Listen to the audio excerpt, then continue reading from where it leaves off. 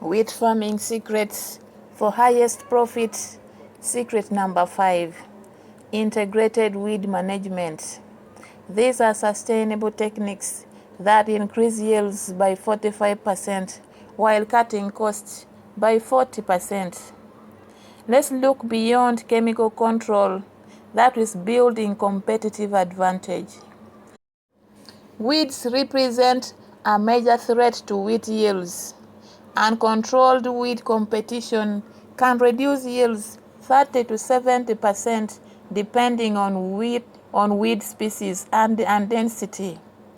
And herbicide costs typically range between $50 to $100 per hectare or more, especially when herbicide resistance forces us use of more expensive chemistries. Conventional weed management relies almost exclusively on herbicide applications, pre-emergent, post-emergent, and often multiple applications, chasing resistant weeds, creating treadmill where weed populations adapt, resistance develops, herbicide costs escalate, and farmers feel trapped in chemical dependency with no alternatives. Integrated weed management, that is IWM, instead combines multiple tactics that together provide superior weed control at lower costs while preventing or managing resistance. Cultural practices, making wheat more competitive. Mechanical control where feasible. Diverse herbicide chemistries and application timings, and strategic rotation with different crops and weed management options. This multi-tactic approach typically reduces herbicide costs between 40 to 60% compared to herbicide-only approaches, while providing better long-term weed control as weed seed banks decline and resistance pressure decreases. Cultural weed suppression. Create conditions where wheat outcompetes weeds through vigorous early growth and canopy closure. Optimal seeding rates.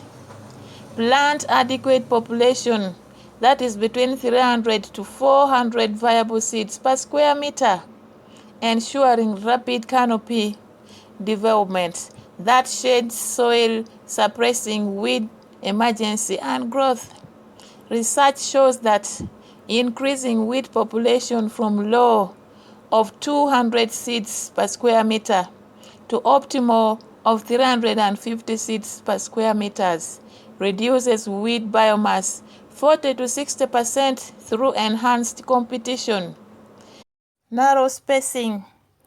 Reduce row spacing from traditional 20 to 25 centimeter to between 15 to 18 centimeters if equipment allows.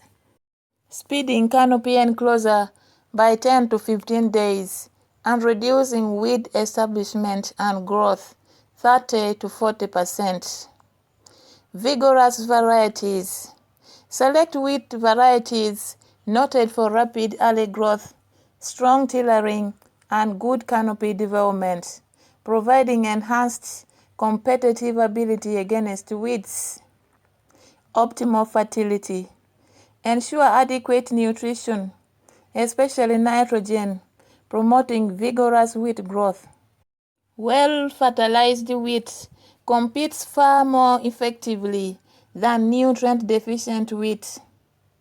Timely planting. Plant during optimal windows, ensuring rapid emergence and establishment, giving wheat competitive head start over weeds. These cultural practices cost nothing beyond good management, but substantially reduce weed pressure, making herbicide applications more effective or potentially unnecessary. Strategic herbicide use. When herbicides are necessary, Use strategically, maximizing effectiveness while minimizing costs and resistance pressure. Scout regularly.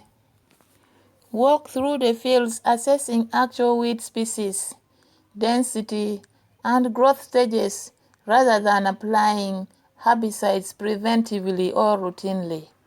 Many fields have weed pressures below economic threshold, not justifying treatment. Use economic threshold. Apply herbicides only when weed density exceeds levels where control costs less than expected yield loss. For example, grass weeds at between 20 to 40 plants per square meter typically justify treatment, but densities below 10 to 15 plants per square meters often cause minimal yield loss, not justifying herbicide costs.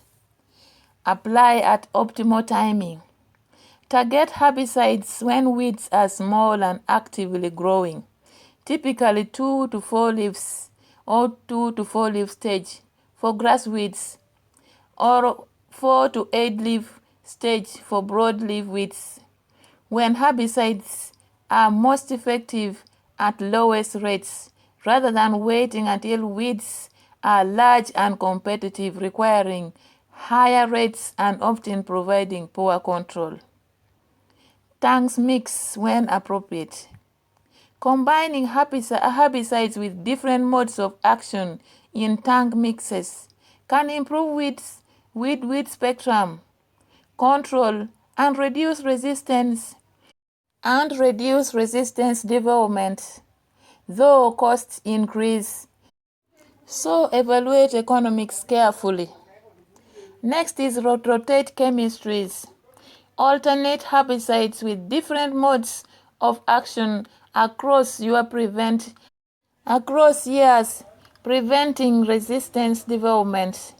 For example, if using group 2 herbicides, that is ALS inhibitors, year 1, switch to group 4, that is synthetic auxins, in year 2.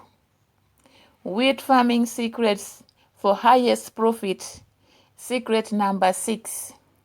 Click the link in the description below and watch this next session, which is very inspiring. Stick with us and make sure you watch every secret, because all this work together systematically to give you the maximum profits you desire. Thank you.